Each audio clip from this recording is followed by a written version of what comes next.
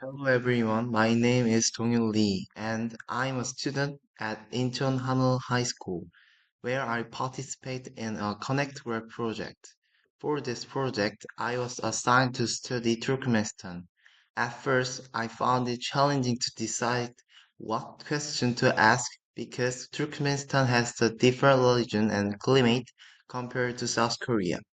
However, as I delved deeper, I analyzed the country's diplomatic and political aspects, exploring how this human factor led to Turkmenistan's geographical characteristics and the reason behind them.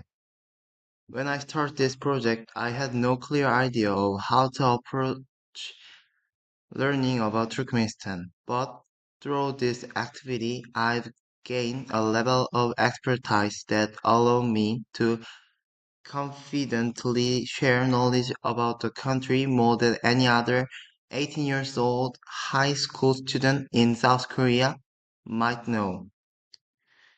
I feel honored to have had this opportunity and I'm excited to continue exploring news and updates about Turkmenistan to further my understanding. I'd like to express my gratitude to my school and everyone who had this project possible. Thank you for giving me this chance to grow and learn. Thank you.